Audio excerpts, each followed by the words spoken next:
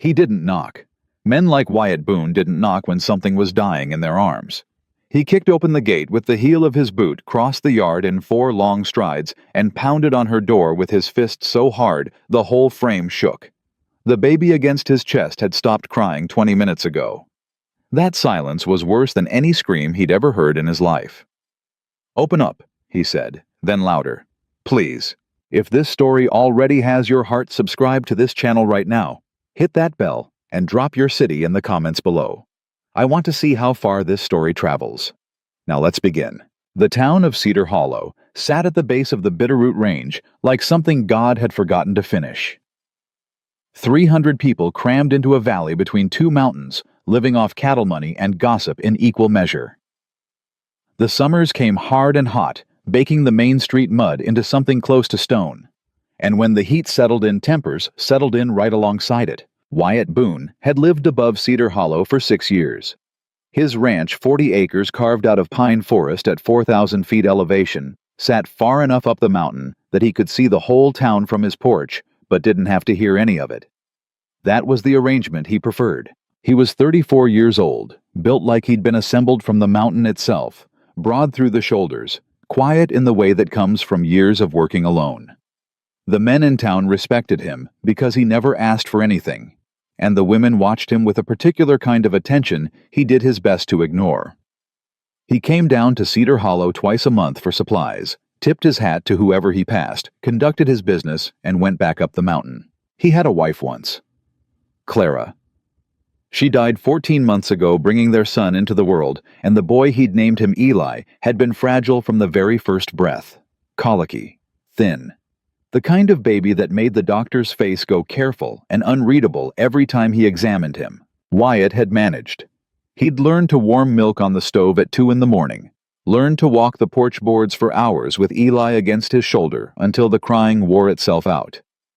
He wasn't good at it, but he was there. That had to count for something. Then the fever came. It started 4 days ago. A heat behind Eli's eyes that didn't belong to summer. Wyatt rode down the mountain the first morning, brought the doctor up, watched the man press 2 fingers to the baby's forehead and breathe slowly through his nose. "How bad?" Wyatt said. Not a question, a demand. "Bad enough," Dr. Ames said. "He needs consistent feeding, cool compresses, and someone watching him through the night. You got someone who can help you." Wyatt thought of his brother in Billings 3 days right away. He thought of the neighbor women who'd come around after Clara died, brought casseroles, looked at him with pity he couldn't stomach. He'd kept to himself since then. Hadn't meant to make enemies of them. Just hadn't known how to accept help without feeling like he was coming apart at the seams. "I'll manage," he said. He didn't manage. By the 3rd night, Eli's temperature climbed high enough that the baby went limp, and still in a way that made Wyatt's blood turn to ice water. He'd been awake for 30 hours. His hands were shaking. He'd tried everything the doctor said, and Eli kept getting worse, and somewhere around 3 in the morning with the baby quiet, in a way that didn't feel like sleep. Wyatt Boone, a man who had never in his adult life asked another human being for help, sat down on his kitchen floor and tried to figure out what to do. He thought about riding to town, pounding on the doctor's door again. But Dr. Ames had been clear there was nothing more medicine could do right now. The baby needed nursing care, constant attention, hands that knew what they were doing. He thought about the women in town. Mary Ellen Prescott, who ran the boarding house. Agnes Whitmore, who had 4 children of her own. Decent women, both of them, the kind who showed up when someone needed them. But then he thought about what he'd heard 6 weeks ago at the general store. Tom Greeley, talking to whoever would listen, about the widow up on Sycamore Road. That woman ain't right. Tom had said loud enough that Wyatt heard it from the next aisle over. Lost her husband, lost her baby, all in the same winter. You don't survive grief like that without something following you home. My wife won't even walk past her property anymore. Wyatt hadn't thought much of it at the time. Cedar Hollow had always been quick to talk about the people it had decided to discard. But he'd seen her once, maybe 2 months after she came to town. He'd been riding through on a supply run, and she was coming out of Henderson's dry goods arms loaded, moving with the careful, deliberate efficiency of someone who had learned to expect nothing from the world around her. She was a heavy woman, the kind of heaviness that Cedar Hollow liked to make very loud observations about, with dark hair pinned back and a face that didn't invite conversation. The other women on the boardwalk had rearranged themselves to give her more room than necessary, which was a particular kind of cruelty that Cedar Hollow had perfected. She hadn't looked at any of them, just loaded her packages into her wagon and drove away. Nora Callahan, that was her name. He'd asked Henderson about her afterward, casual-like. Widow woman, Henderson said. Came from over in Granite Falls after her husband passed. Her baby boy went with him 2 weeks later. Fever, they say. He'd paused. Town don't take much to her. She keeps to herself. Why doesn't the town take to her? Henderson had looked uncomfortable. She don't fit in easy. You know how it is. Wyatt knew exactly how it was. He just didn't agree with it. Now at 3 a.m, with his son going still in his arms, he made a decision that Cedar Hollow would talk about for years. He wrapped Eli in the warmest blanket he had, tucked him against his chest inside his coat, and rode down the mountain in the dark. Nora Callahan was awake when he knocked. She was almost always awake at this hour. Sleep had become an unreliable thing since Thomas died, since baby James died 11 days later. 11 days, as if God had wanted her to believe for a moment that she might keep something she loved. She'd come to Cedar Hollow because she needed somewhere to be that wasn't the house in Granite Falls, where everything smelled like grief, and Cedar Hollow had made very clear very quickly that it intended to give her exactly as little as she'd left behind. She was sitting at her kitchen table with a lamp and a book she wasn't reading when the pounding started. She didn't frighten easily. That was one thing grief had given her, a kind of immunity to alarm, because whatever was on the other side of the door could not possibly be worse than what had already come through it. She opened the door and found Wyatt Boone on her porch, and she knew who he was, because Cedar Hollow was small and she paid attention to things even when she pretended not to. Mountain man, cattle rancher, widower, the one they all spoke well of. He looked terrible, eyes red from no sleep, jaw-tight shirt untucked, and against his chest, wrapped in a blue blanket that had seen better days, something small and very, very quiet. "Ma'am," he said, "I'm sorry to come at this hour." "What's wrong with the baby?" she said. Not a question. She could see it from the doorway. "Fever. 3 days. He stopped. She watched his jaw work like he was chewing on words he hadn't expected to need. "He went quiet about an hour ago. That scares me more than the crying."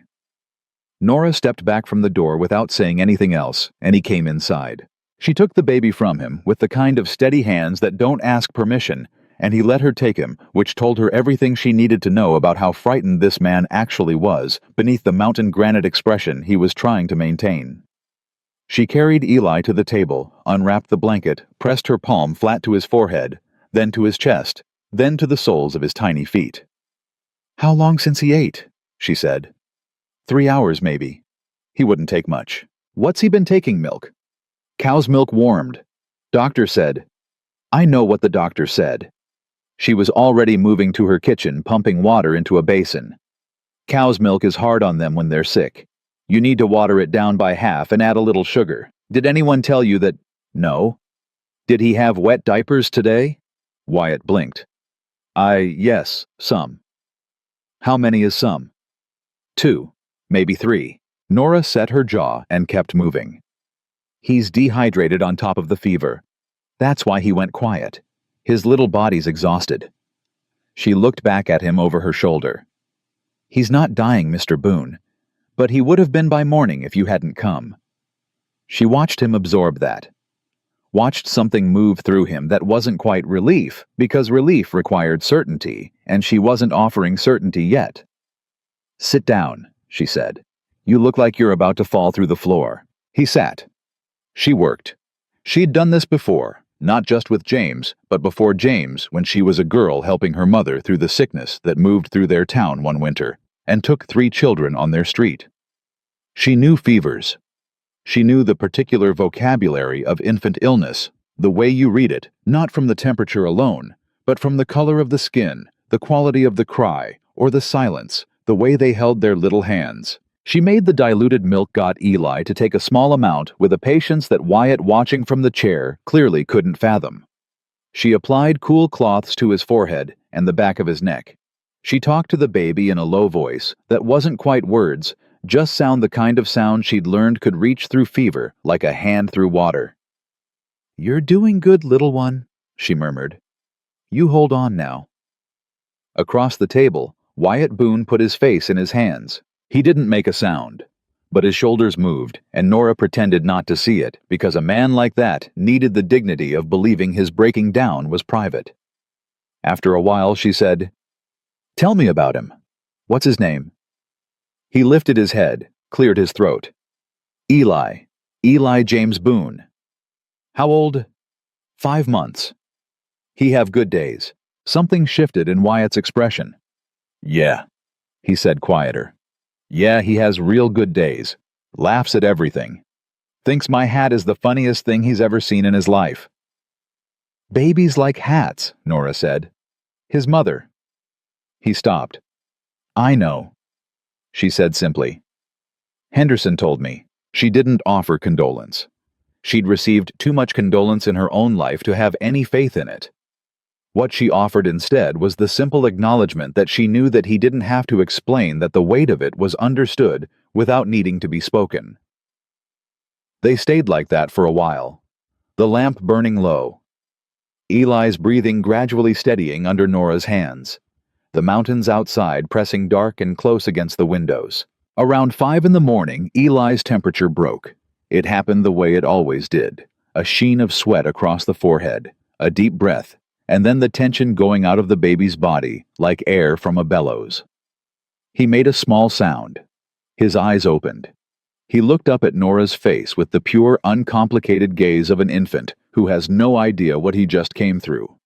"There you are," she said. Wyatt was across the room before she finished the sentence, on his knees beside the table. One big hand hovering over his son like he wanted to touch him, but was afraid to break whatever fragile spell had just occurred. "He's okay," he said. His voice came out rough. "He's okay. He needs rest and careful feeding for at least a week. And someone needs to watch him. You can't do it alone." She kept her eyes on the baby. "You nearly lost him because you were too tired to see what was happening." The words weren't cruel, just true. She'd learned the difference. Wyatt was quiet for a moment. Then, "Will you help me?" "I'm not a nurse. No. But you just did more for him in 2 hours than 3 days of me and 1 doctor managed." He looked at her directly. "I'll pay you. Whatever's fair. I need help I can trust." Nora looked at him. At this man who had ridden down a mountain in the dark, with his dying child pressed against his chest, who had sat in her kitchen and tried not to come apart in front of a stranger, who was asking her of all the women in Cedar Hollow because he was out of other options and desperate enough to knock on the door. The whole town said he shouldn't. She should say no. She knew what would happen if she said yes. Cedar Hollow was already watching her, already deciding what kind of woman she was, based on nothing more than her body and her grief and her refusal to apologize for either. Adding this man to the equation, any kind of connection to a widowed rancher, a baby, daily visits up the mountain, would give the town exactly the kind of story it most enjoyed telling. She looked at Eli. His dark eyes were looking back up at her, clear now, calm. He had his father's jaw, she thought. A stubborn little face that looked like it intended to stay.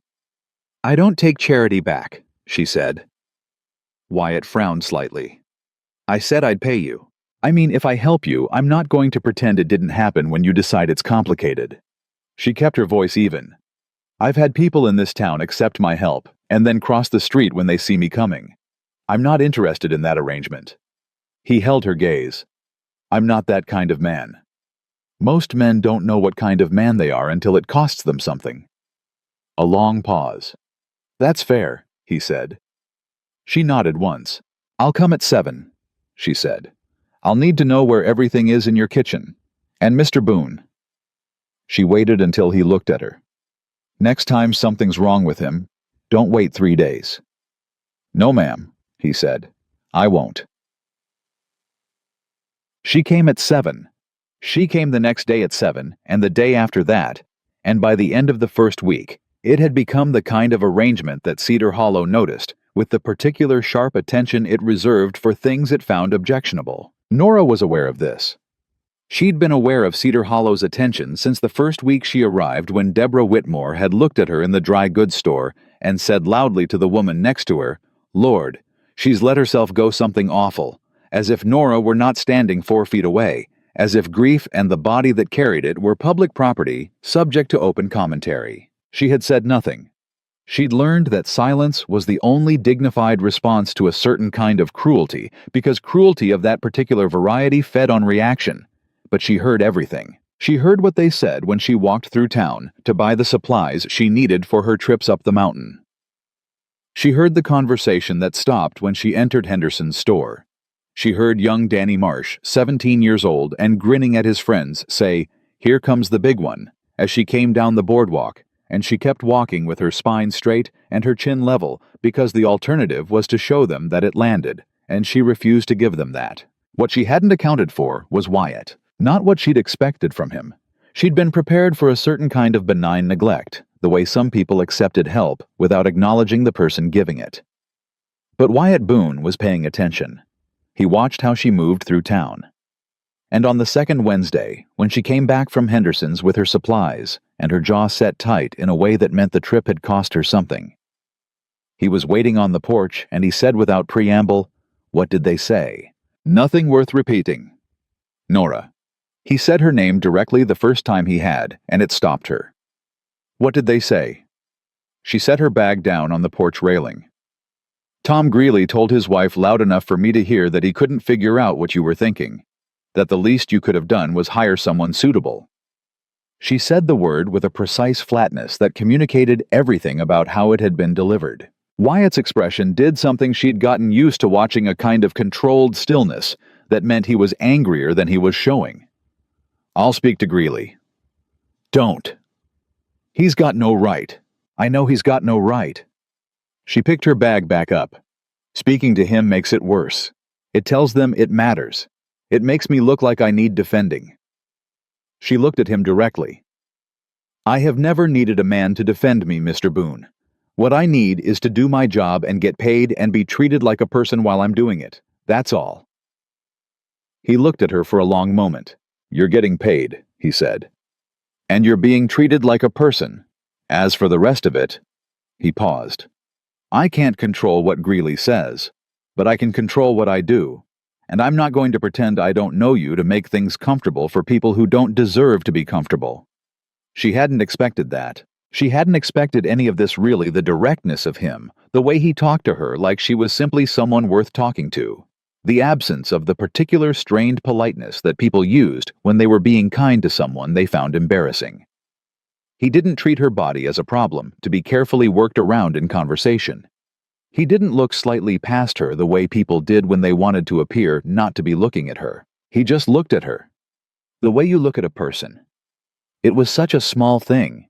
It was everything. Inside the cabin, Eli made a sound. A bright, surprised baby sound. The laugh they'd both come to recognize, the one he made when the morning light came through the window at a particular angle. Nora picked up her bag. "He's hungry," she said. "He's always hungry," Wyatt said. "Wyatt." And they went inside together, and the morning continued, and Cedar Hollow watched from the bottom of the mountain and drew its conclusions. It had no idea yet what it was watching. 3 weeks after Wyatt Boone rode down the mountain in the dark with his dying son pressed against his chest, Cedar Hollow had already built an entire story around what it thought was happening. Nora heard pieces of it every time she came to town. Not because anyone said anything directly to her face. They'd learned she didn't react the way they wanted her to. But because people in small towns talk at a volume they think is private, and isn't. She heard it at Henderson's counter. She heard it outside the post office. She heard it in the particular quality of silence that fell when she walked into a room and didn't lift until she left. The story Cedar Hollow was telling went like this. Wyatt Boone, grief-softened and mountain-isolated, had fallen into an arrangement with the cursed widow on Sycamore Road. The widow who couldn't keep her own husband alive. The widow who couldn't keep her own baby alive. And now she had her hands on someone else's child, and wasn't that exactly the kind of thing you'd expect from a woman like her? Nora had heard worse. She carried it the same way she carried everything, without letting it show on her face, without letting it change the way she walked or the way she held her head. But it was getting harder. It got harder on a Tuesday morning, specifically when she was loading her wagon outside Henderson's, and Agnes Whitmore came out of the milliner's next door with two of her friends, and stopped directly in front of Nora's horse. Not behind. Not beside. In front deliberately, in the particular way of women who have decided that a certain kind of confrontation is righteous enough to dress up as accident. "I heard you've been spending a good deal of time up at the Boone Ranch," Agnes said. Her tone was the sugar-over-vinegar kind sweet on top and acidic underneath. Nora finished securing the flour sack and straightened up. "I have." "All by yourself, up there with a widowed man." Agnes let that sit in the air between them for a moment, making sure her friends were absorbing it. "People are talking, Mrs. Callahan. People in Cedar Hollow have been talking since the day I arrived, Mrs. Whitmore. I've learned to proceed regardless." Agnes's expression sharpened. "That baby lost his mother. He doesn't need to be passed around to any woman who—" "He had a fever of 104, Nora said. Her voice stayed even. "He hadn't had a proper feeding in 18 hours.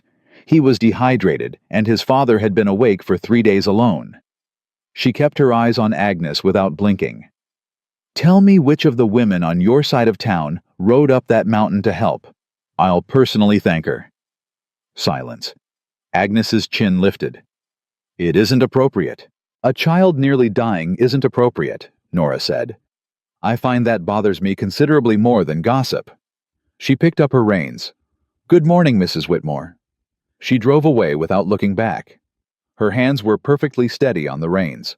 It was only when she cleared the edge of town, when the buildings fell away behind her and the mountain road opened up wide and empty, that she let out the breath she'd been holding and felt the full weight of it settle across her shoulders. Not the words themselves, she'd grown a thick enough skin for words. It was the accumulation, the daily arithmetic of small cruelties that added up to something heavier than any single incident. She was so deep in it that she almost didn't see Wyatt until his horse was alongside hers. He'd been coming down the mountain for a morning supply run, and he pulled his roan up even with her wagon, and one look at her face told him something had happened. "Whitmore," she said before he could ask. "It's nothing." "Your jaw says different." "My jaw is my business." He rode alongside her in silence for a moment. Then, "What did she say?" Nora told him. Precisely, without editorializing the way she'd learned to report things that hurt her, as if they were facts about the weather. Wyatt listened without interrupting, and when she finished, his jaw had gone to the particular set she'd come to recognize as his equivalent of a raised voice. "I'm going to speak to Agnes Whitmore," he said. "I told you last time. I know what you told me last time." His voice was quiet, but it had an edge in it. "And I respect what you said. But there's a line between defending you and just being a person who doesn't let things pass that shouldn't be let pass." He looked at her sideways. "She talked about Eli, about passing him around. That's not about you. That's about my son." Nora was quiet for a moment. "That's fair," she said finally. "Thank you," he said. They rode together up the mountain in the kind of silence that had become over 3 weeks surprisingly comfortable. That was one of the things she hadn't expected about Wyatt Boone, his ease with silence. Most people treated silence as something to fill. He treated it as its own kind of conversation. Eli was awake and vocal when they came inside on the blanket she'd laid down near the window, waving his fists at a beam of sunlight with the focused intensity of a child who has decided that sunlight is an adversary to be defeated. He'd gained 1/2 pound in the last 2 weeks. His color was good. The fever had not come back. Nora sat down on the floor next to him. She'd stopped feeling self-conscious about doing that in front of Wyatt, stopped waiting for him to look at her body the way people did when she got down on the floor. The slight, reflexive wince, the too careful neutrality. And Eli grabbed 2 of her fingers and held on with the absolute conviction of an infant who has identified his people. "He does that with you more than anybody," Wyatt said from across the room. "Babies know who's calm," she said. "He's reading your energy. When you're tense, he's tense. When you're settled, he settles." She glanced up. "You've been sleeping better." "Some." "It shows. He's easier. Wyatt poured 2 cups of coffee and brought one to her on the floor, crouching down to hand it over, which was a small thing, and an enormous thing simultaneously, the not making her get up, the not making her come to him. "I need to ask you something," he said, settling back against the wall nearby. She waited. "My brother's coming from Billings, end of next week." He turned his cup in his hands. "He doesn't know about you, about this arrangement." "Is that a problem?" "No." He said it flat and immediate, no hesitation. "But I want you to know ahead of time. Because Cal's, he's a good man, but he's a Cedar Hollow man, you understand what I mean. He's going to have opinions." "I have extensive experience with men having opinions about me," Nora said. "I know. That's why I'm telling you. Because if he says something, I don't want you to think I'm not going to address it. I will." He paused. "I just want you prepared." Nora looked at him over her coffee cup for a moment. This man kept doing that. Kept warning her. Kept giving her information in advance. Kept treating her like someone who deserved to know things before they happened to her. It was such an unusual practice that she kept waiting for the motive underneath it and couldn't find one. "Prepared," she said. "Yes." "You give a woman a lot of advance warning for a man who lives alone on a mountain." Something shifted in his face, not quite a smile, but in the neighborhood. "Clara used to say I communicated about 10 days after the fact," he said. "I've been trying to correct that." It was the most he'd said about Clara directly in 3 weeks. Nora let it land where it was supposed to land. "She sounds like she was right," she said. She usually was. The morning moved on. Eli slept. Nora worked through the feeding schedule she'd written out, and Wyatt followed it with the conscientious attention of someone who had decided that every instruction she gave him was a direct investment in his son's survival. He'd been like that from the beginning, not resentful of her knowledge, not competitive with it, not performing gratitude in the performative way that was actually about him. Just paying attention, writing things down, getting better at them. He was going to be fine with Eli. She could see it more clearly every day. The awkwardness of the first 2 weeks was smoothing out into something more instinctive, the way it did when someone just needed practice and permission. She was thinking about this watching him settle Eli down for his afternoon nap, with a patience that hadn't been there 3 weeks ago when the horse came up the drive hard and fast, not at a trot, at a run.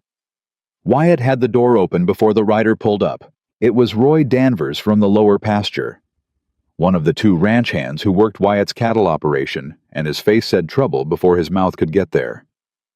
3 of the herd got through the east fence, Roy said, barely stopping. Wandered down toward Greeley's property line. Tom Greeley's got 2 of his men out there right now, and he's saying they're his animals crossed onto his land. He's got a right to hold them. Wyatt's expression went very still. "Those cattle are branded. I know they're branded, boss. Greeley knows they're branded too. He's saying the brand's disputed, said he filed something with the county seat." Roy's voice had the barely contained frustration of a man delivering news he knows is going to be a fight.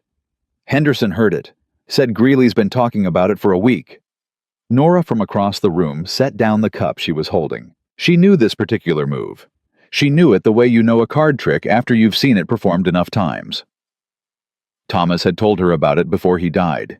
He'd been a land surveyor, Thomas had, and he'd seen this in 3 different counties. A man wants something another man has. He can't take it directly.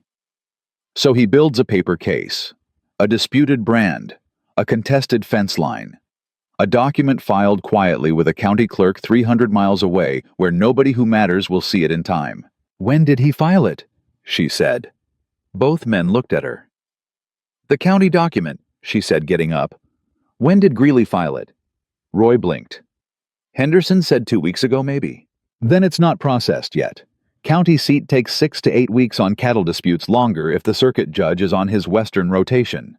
She looked at Wyatt. "If you ride to the east fence right now with your brand records and you don't back down, he has no legal ground today. He's bluffing on the timeline." Wyatt stared at her. "How do you know that?" he said. "My husband was a land surveyor. I sat across the supper table from boundary disputes for 9 years." She picked up her shawl. "I'll stay with Eli. You go." He was already reaching for his hat. I'll be back before dark." "I know," she said. He went. Roy went with him. The cabin went quiet, except for Eli's even breathing from the back room and the distant sound of the summer wind coming down off the mountains. Nora sat back down. She picked up her coffee, which had gone cold. She drank it anyway. She was still sitting there an hour later when she heard horses on the road again, not from the east fence direction, but from the main road coming up from town. More than one horse. The particular rhythm of a group moving with purpose. She went to the window. 4 women. Agnes Whitmore in front with Dorothy Crane and 2 others, Nora recognized from church. They pulled up at the gate, and Agnes sat her horse with the composed righteousness of someone who had decided that what she was about to do was a mercy. Nora opened the door before they knocked. She did it deliberately. Agnes looked momentarily thrown by that. "Mrs. Callahan," she said, recovering. "We've come to speak with you." "Mr. Boone is at the east fence dealing with a cattle matter," Nora said. "If you need him." "We're here to speak with you," Agnes repeated. Her eyes moved past Nora into the cabin in a way that was designed to appear casual, and wasn't. Looking for evidence of something, looking for the story she'd already decided was true. "Alone, if you're willing." Nora stepped aside and let them in, because refusing would give them something they could use, and because she genuinely wanted to hear what Agnes Whitmore thought she had to say. They arranged themselves in Wyatt's sitting room with the stiff posture of women who had practiced this. Agnes folded her hands. "We're concerned," Agnes began. "I can see that," Nora said. "Mrs. Callahan, what you're doing coming up here alone, spending full days in a widowed man's home." "I'm providing infant care for a sick child," Nora said. "The child whose fever I broke 3 weeks ago when no one else in this town offered to." "Be that as it may." Agnes pressed her lips together. "There are appearances to consider. Wyatt Boone is a respected man. He has a reputation and a standing in this community, and the association with—" She paused, choosing her words with what she probably thought was diplomacy. "With someone of your circumstances is causing him harm." The room was very quiet. Nora looked at Agnes Whitmore for a long moment. At the careful, composed face of a woman who genuinely believed she was doing something kind. "My circumstances," Nora said. "Your situation, your—" Agnes gestured vaguely an encompassing movement that was meant to take in all of it. The body, the reputation, the grief, the isolation, all of it packaged together as damage. "You mean that I'm fat," Nora said clearly, "and widowed. And that Cedar Hollow has decided those 2 things together make me something to be careful of." Agnes flushed. "That is not what I—" "It is exactly what you mean. You're just not willing to say it that plainly, because saying it plainly would require you to acknowledge that it's unkind." Nora's voice was still even. It had not risen. "Mrs. Whitmore, I have spent 2 years in this town being talked about, looked past, and treated like a problem that polite people handle by pretending I don't exist. I have never once asked this town for anything. Not help, not kindness, not acknowledgement. I keep to myself, I do my work, I pay my way." "Mrs. Callahan, that baby in the back room," Nora continued, "was dying. Not metaphorically, medically. His temperature was at the point where permanent damage begins. And I helped him because he was a child, and children don't have any say in the circumstances they're born into." She stood up. "If you have a genuine concern about the welfare of that child, I will sit here for the rest of the afternoon and answer every question you have. But if you came here to tell me that my being here is damaging Wyatt Boone, then I'd ask you to consider whose reputation this town has spent 2 years damaging on no grounds whatsoever." The door opened behind her. Wyatt. He was earlier than she'd expected. He'd come back up the mountain at speed. She could tell from his face, could tell from the dust on his coat. He took in the room in one sweeping look. 4 women, Nora standing the particular quality of the silence, and his jaw set. "Agnes," he said, walking in and closing the door behind him. "Ladies." Agnes recovered quickly. "Wyatt? We came to—" "I heard," he said. He walked past them directly to where Nora was standing and stopped beside her. Not behind her, beside her. "Whatever she said to you," he said to the room, not to Nora, She said it because she was doing a job I asked her to do. A job she's been doing well. And anything beyond that is none of Cedar Hollow's business. Wyatt. Agnes's voice changed, went softer, the intimacy of a woman who has known someone since childhood. We're trying to help you. I know you think that, he said. But here's what I need you to understand, Agnes. He looked at her directly, and his voice was calm in the way that the air gets calm before a significant weather event.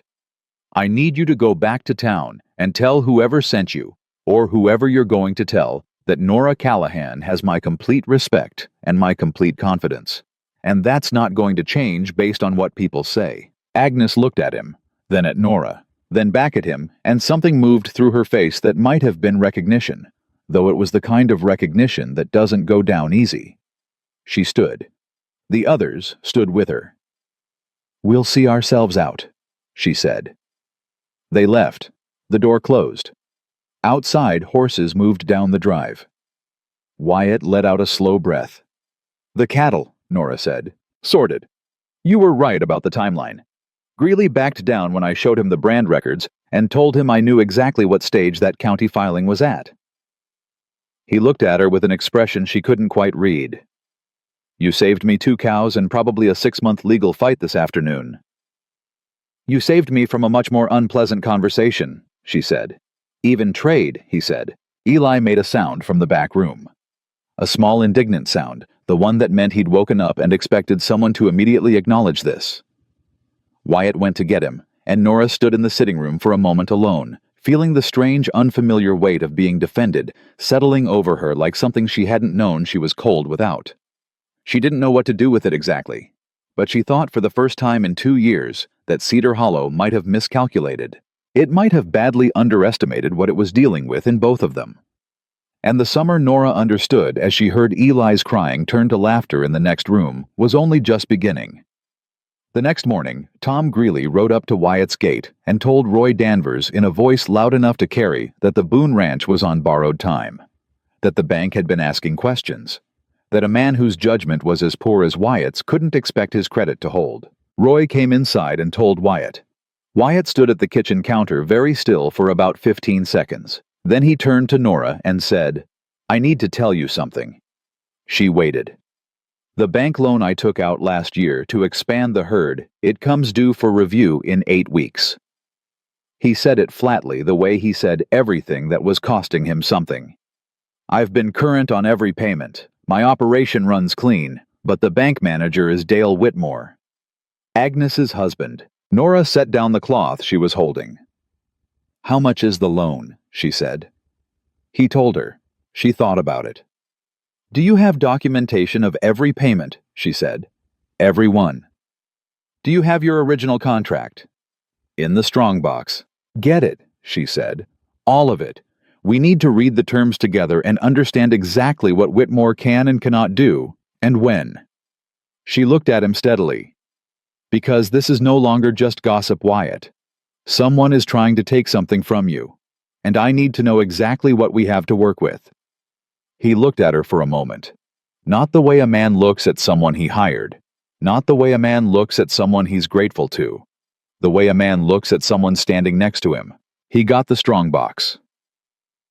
Outside, the summer heat pressed down on Cedar Hollow and the mountain above it, and everything caught between the two.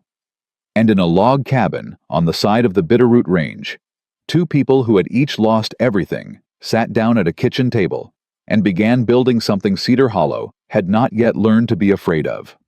It was about to learn. The loan document spread across Wyatt's kitchen table told a story that Nora read twice carefully before she said anything. The second time through, her jaw tightened. This clause, she said, pressing one finger to the 3rd page. Right here. Performance review at 60 days, subject to lender discretion regarding collateral integrity and borrower standing in the community. She looked up. Do you know what that means? Wyatt leaned over her shoulder. I know what it says. It means Whitmore doesn't need a legal reason to call this loan. He needs a subjective one. She sat back. Borrower standing in the community. That's not a financial term. That's a social term. That's a term someone put in a contract specifically so it could be used as a weapon when they needed one. Wyatt was quiet for a moment. Then, can they do that? They did it, she said. The question is whether they can make it stick. She tapped the document. Who drew up this contract? Whitmore's office.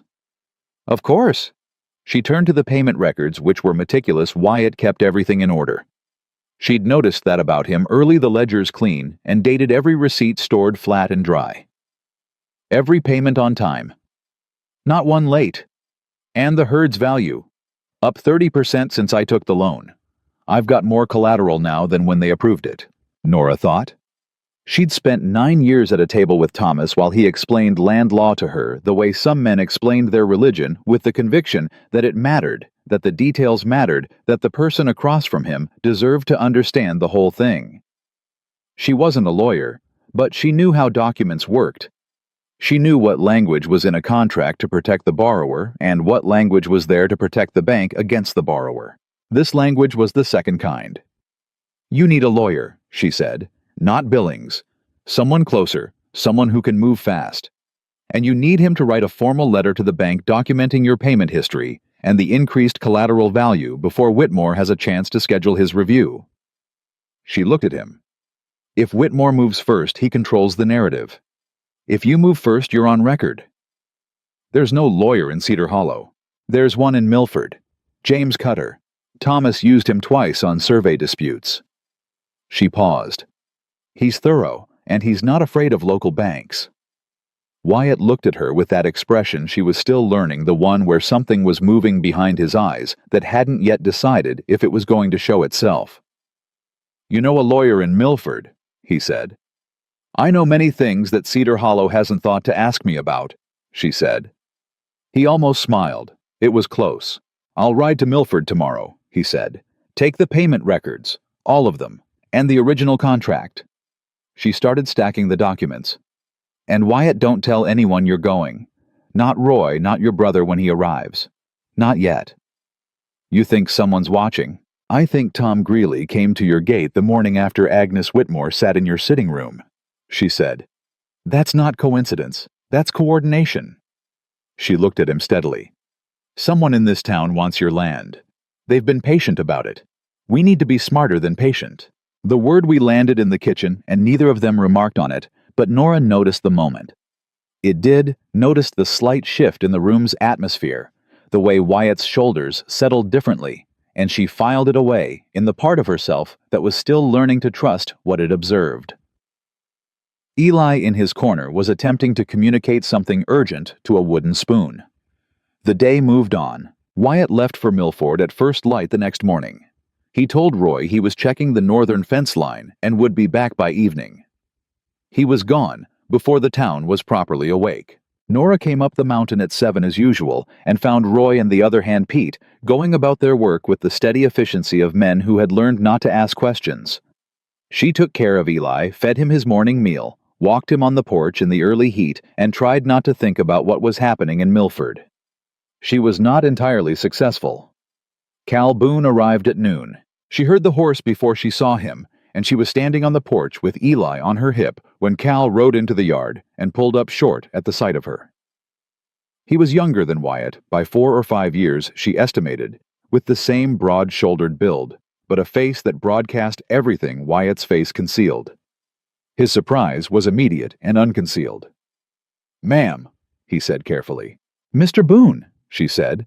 "Your brother rode out this morning. He'll be back by evening. I'm Nora Callahan. I've been helping with Eli." Cal got down from his horse, slowly looking at her in the careful way of someone recalibrating. He'd been told something before he came, she could see that. Someone had gotten to him, maybe a letter from Cedar Hollow, maybe just the general knowledge that traveled ahead of anything in a small territory. "I've heard about you," he said. "I expect you have," she said. The silence stretched. Eli grabbed a fistful of her collar and examined it with the scholarly intensity he brought to everything. "He looks good," Cal said, finally nodding at the baby. "He's doing well." She shifted Eli to her other hip. "He was very sick 3 weeks ago. He's been gaining weight steadily since." Cal's expression moved through something the particular difficulty of a man who came prepared to be hostile and is being offered facts instead of a fight. He looked at his nephew, and something in his face went softer than he wanted it to. Wyatt wrote me he hired someone, Cal said. He didn't write much else. He wouldn't, she said. Come inside. I'll make coffee. He came inside. She made coffee. He sat at the table where the loan documents had been the night before she'd put them away, all of them locked in the strongbox where they belonged, and he looked around the cabin with the eyes of a man taking inventory. It was cleaner than it had been, she knew. She hadn't made it her business to reorganize Wyatt's home, but she'd tidied as she went, and there were small changes that spoke of sustained occupation, a schedule written on the board near the stove, the feeding times and their amounts. A list of notes about Eli's patterns in Nora's careful handwriting tacked near the crib. Cal read those notes. She watched him read them. You wrote all this, he said. Infants are routines creatures, she said. He does better when the schedule is consistent. Wyatt never was much for schedules. He is now, she said. Cal was quiet drinking his coffee, and she could feel him working through whatever he'd arrived with, testing it against what he was actually seeing. It was the process of a fair-minded man whose first instinct had been wrong and was honest enough to know it. People in town are talking, he said finally. I know. They're saying... He stopped, looked at her directly. I'm just going to say it plain. Please. They're saying Wyatt's losing his judgment, that he's lonely and you found a way to take advantage of that, and there's something inappropriate in the arrangement. He said the last word the same way Agnes had said suitable, with a studied delicacy that was its own kind of insult. Is that what you think? She said. He looked at her for a long time. I think I got here 2 hours ago. Then don't tell me what you think yet, she said. Stay a week. Watch how he is with Eli. Watch how Eli is with him. And then tell me if what you see looks like a man losing his judgment. Cal set down his coffee cup. You're direct. I've found it saves time. Something shifted in his expression. Not warmth yet, but the precursor to it. The thing that comes before trust in careful people. Wyatt always did have terrible taste in people, except when he didn't, he said. It came out almost like a compliment. I'll take that, she said. Wyatt came back at 6. He came back in the way that meant good news, not celebratory. Not Wyatt was never celebratory, but with the settled quality of a man who has done something that needed doing, and done it well. He walked in, saw Cal cross the room, and gripped his brother's arm in the Boone version of an embrace brief and hard. You made it, he said. Noon, Cal said. Mrs. Callahan made me coffee. Wyatt looked at Nora, a question in it. We managed, she said. He nodded, and that was enough, and he went to Eli, who performed his hat routine immediately and without shame. Cal watched this, and something happened in his face that he didn't try to hide. Later, after Eli was down, and Cal had stepped outside to smoke, Wyatt sat at the table and told Nora what Cutter the lawyer had said. The clause is real, he said. Cutter says it's exploitable, but it's not guaranteed. The community standing language is vague enough that Whitmore could argue it. He laid his hands flat on the table. But Cutter sent a formal letter today. Documented everything. Payment history, current collateral value. A note flagging that any discretionary review conducted outside standard financial metrics would be subject to legal scrutiny. He paused. Whitmore got the letter this afternoon. Cutter has a contact at the bank office. Nora let out a slow breath. And Whitmore sent word back that the review is postponed pending standard quarterly assessment. Wyatt looked at her steadily. He backed down. She closed her eyes for 1 second. Just one. Don't celebrate yet, she said when she opened them. He backed down from this approach. He'll find another one. I know, Wyatt said. But we bought time. We again. Neither of them noticed. Or both of them noticed and didn't say so. Cal stayed a week, and then he stayed another, and somewhere in the middle of the second week, something shifted. Nora didn't pinpoint the moment exactly. It wasn't one thing, it was the accumulation of small ones. Cal watching Wyatt follow her schedule precisely, and seeing Eli thrive on it. Cal riding with Nora into town for supplies, and witnessing with his own eyes the way Cedar Hollow treated her, the turned backs the stage whispered comments Danny Marsh's idiot grin. Cal standing beside Nora's wagon afterward, not saying anything, just being present in the way that means I saw that and I'm not pretending I didn't. On the Thursday of the second week, Cal said to Wyatt in a low voice that he probably didn't realize carried to where Nora was on the other side of the room. "She's good people, Wyatt." "I know that," Wyatt said. "Town doesn't see it." "Town isn't looking." Cal was quiet. Then, "You planning to let her just keep coming up and going back?" Another silence. "That's not my decision to make," Wyatt said. Nora very deliberately went to the other side of the cabin and paid close attention to a pot on the stove. But her heart had done something. She was honest enough with herself to admit it had done something. The fire started on a Friday. It started in Greeley's eastern field, a dry summer, the grass like tinder, a combination of heat and bad luck, and possibly something else. Though nobody said that last part aloud until later. It started in Greeley's field, and it ran fast. The way fire runs in mountain country in August, hungry and directional, and by the time Roy spotted the smoke from Wyatt's north pasture, the leading edge was already a mile wide. Wyatt was moving before Roy finished the sentence. "Get the horses back," he said to Roy. "Pete, get the cattle through the south gate. Move." He turned to Cal. "The creek line, if we can get a break dug before it reaches the ridge." "I know," Cal said, already grabbing tools from the shed. Nora was on the porch with Eli. She had heard the urgency in the voices before she understood the cause, and when she came around the corner and saw the smoke thick and orange-edged and moving, something cold and precise settled over her. "I'll take Eli to Mrs. Garrison on the lower road," she said. Martha Garrison was 60 years old, solid as a fence post, and immune to the opinions of Cedar Hollow.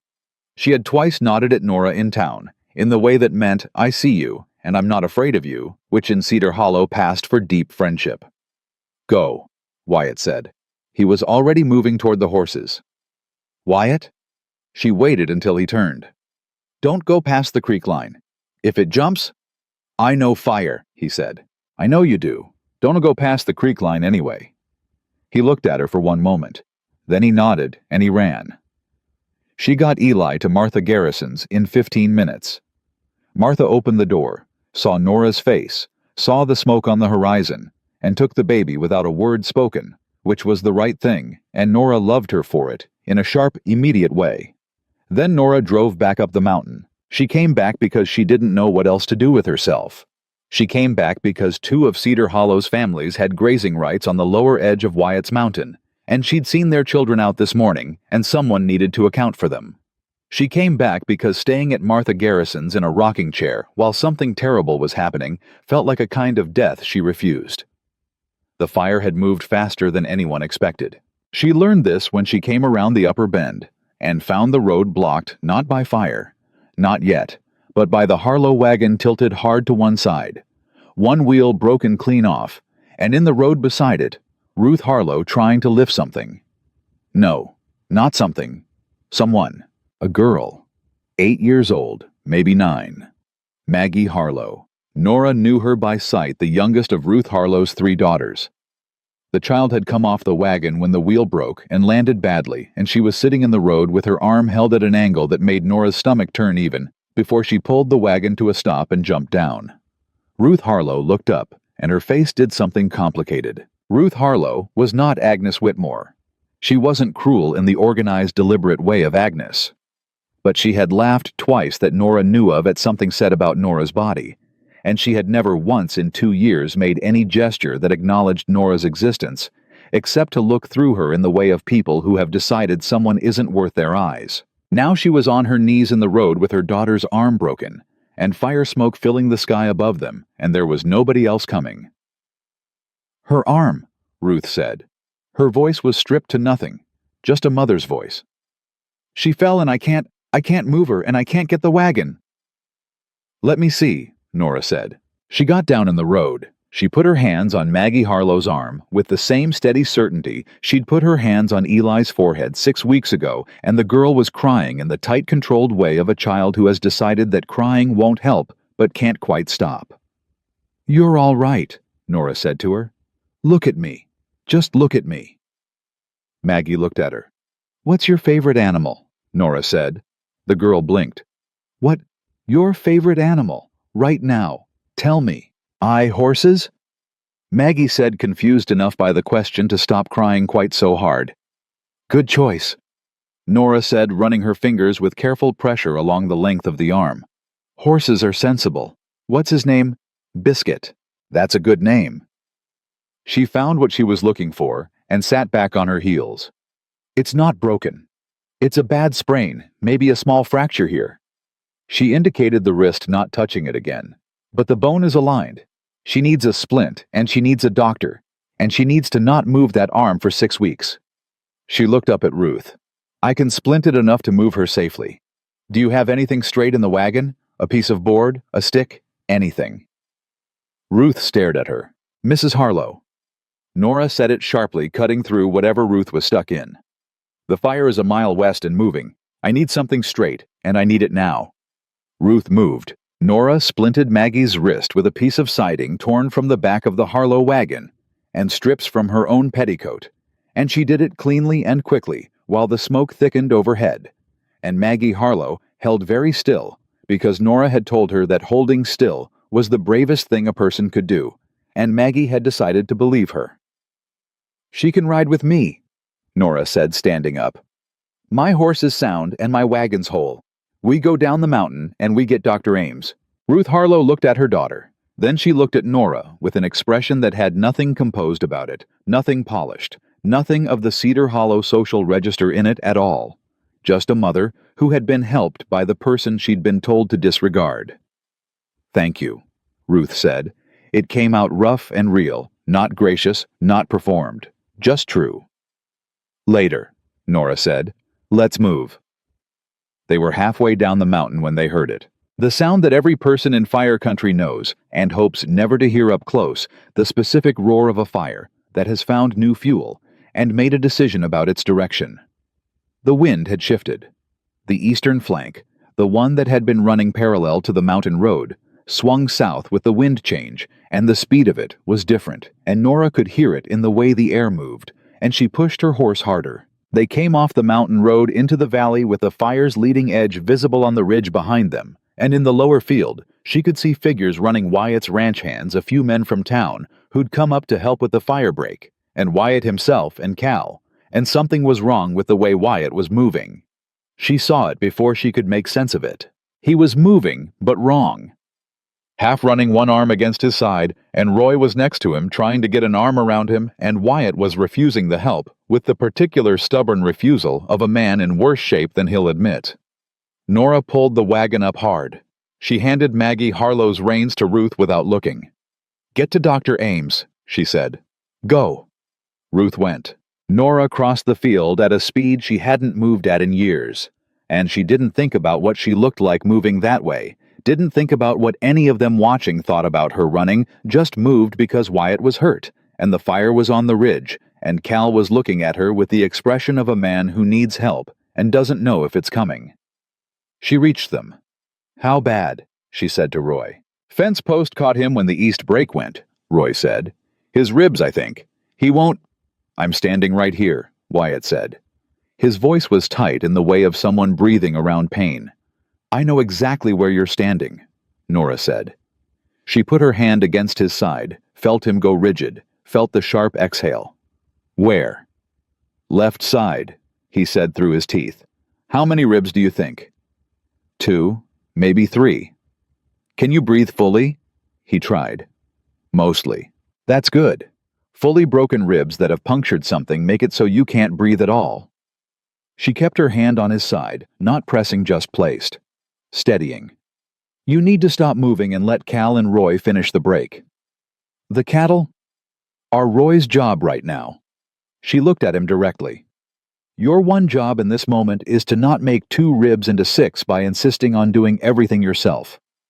He looked at her. She looked back.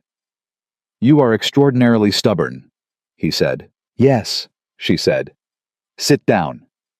He sat down. Cal made a sound that might have been a laugh if the situation had been slightly different. They held the fire line.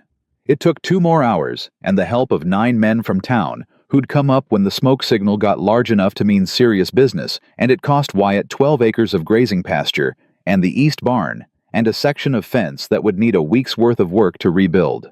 But the house stood. The cattle were safe. The fire burned itself out against the creek line just before sundown. Wyatt was sitting on the porch step, with his ribs bandaged. Nora had done it tightly and precisely because that was what needed doing when the men from town came by on their way out. Some of them nodded at him. Some of them nodded at both of them, and that second category was larger than Nora had seen before. Tom Greeley was among them.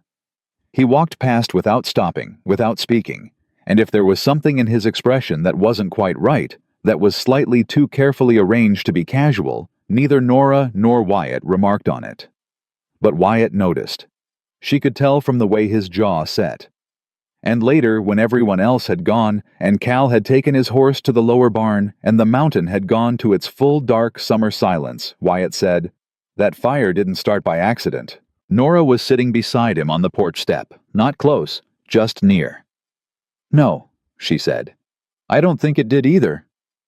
"Greeley's field, western edge. The dry patch runs north, not south." He kept his voice even. "A natural fire in that field runs north. This one ran south and east, toward my pasture. You can't prove it." "Not tonight." She was quiet. Then, the lawyer's letter put Whitmore off. The cattle dispute put Greeley off, so they changed strategies. "They're going to keep changing strategies," Wyatt said, "until one of them works, or until I run out of ways to hold them off.